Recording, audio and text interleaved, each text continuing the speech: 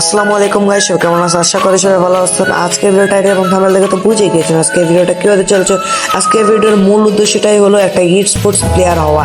কি করে আপনারা একটা ই স্পোর্টস প্লেয়ার হবে এই ভিডিওতে সব স্টেপ বাই স্টেপ বুঝিয়ে দেওয়া হবে। সো বেশি কথা না বলি, without any time please start our today's video.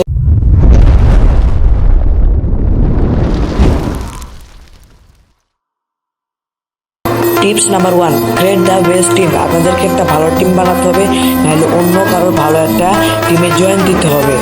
Tips number 2, make the landing point. হ্যাঁ, এটা খুবই ইম্পর্টেন্ট একটা ব্যাপার। আপনারা কোথায় ল্যান্ডিং করবেন না করবেন এটা টিপস নাম্বার 2-তে বোঝানো হয়েছে। সো অন্যান্য টিমেরা কিন্তু নিজস্ব একটা ল্যান্ডিং পয়েন্ট বানিয়ে ফেলেছে এবং আপনাদেরকেও নিজস্ব একটা ল্যান্ডিং পয়েন্ট বানাতে হবে। যেমন বারমুডাতে আপনারা ধরেন ক্লক টাওয়ারে নামবেন কিংবা অন্য কোনো জায়গায় নামতে পারেন। ক্লক টাওয়ারে নামলেন, ক্লক টাওয়ার থেকে কই যাবেন না যাবেন এটা আমাদেরকে রোটেশন করতে হবে এবং আপনাদেরকে ভেবেচিন্তে নিজস্ব একটা ল্যান্ডিং পয়েন্ট তৈরি করতে হবে। Tips number 3, pick your own role. হ্যাঁ, আপনাদেরকে এটা মাস্ট বি গুরুত্বপূর্ণ কে কোন পজিশনে খেলবেন এটি এখানে বোঝানো হয়েছে।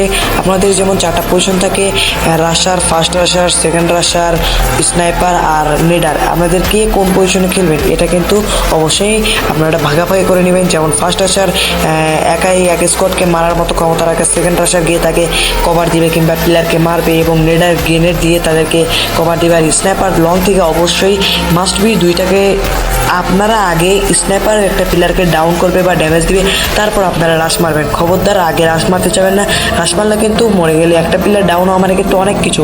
সো আপনাদের মাস্ট গুরুত্বপূর্ণ ফার্স্ট রাশার, সেকেন্ড রাশার, নিডার আর sniper. Tips number 4, character combination. হ্যাঁ, এটা কিন্তু মাস্ট গুরুত্বপূর্ণ। যারা রাশার প্লেয়ার আছে তারা কিন্তু এই ক্যারেক্টার কম্বিনেশনগুলো লাগাবা, আর যারা ভালো স্নাইপিং চালাতে পারো তারা কিন্তু এই ক্যারেক্টারগুলো লাগাবা। এবং এই ক্যারেক্টারগুলো উদ্দেশ্যে আমি বলতেছি না, পরে ভিডিওতে ইনশাল্লাহ বলবো। আর যারা তোমার লিডার আছে তারা কিন্তু অবশ্যই এই ক্যারেক্টারগুলো লাগাবা, তাহলে কিন্তু তোমাদের খেলা আরও বাড়বে, পারফরমেন্স আরও বাড়বে। সো যাদের যে ক্যারেক্টারের প্রতি অভ্যস্ত আমি এগুলো দেখাই দিলাম, যদি ভালো লাগে তাহলে লাগাবা।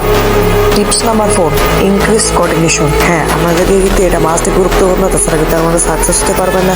আপনাদের টিমের প্লেয়ারের সঙ্গে সময় দেওয়া লাগবে এবং বেশি বেশি করে কাস্টম কিংবা স্পোর্টস টুর্নামেন্ট খেলা লাগবে, যেটাতে খেললে আপনাদের ভালো প্র্যাকটিস হবে এবং আপনারা মানে খেলার প্রতি অনেক আগ্রহী হতে পারবেন। এরকম আপনার টুর্নামেন্ট খেলা লাগবে, তাছাড়া কিন্তু আপনারা খেলা কিন্তু একেবারেই শিখতে পারবেন না।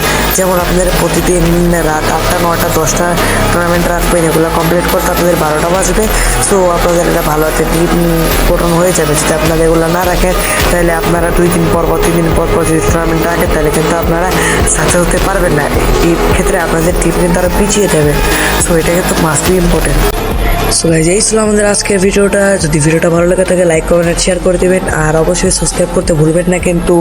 আর গুড বাই, টাটা, আল্লাহ হাফেজ।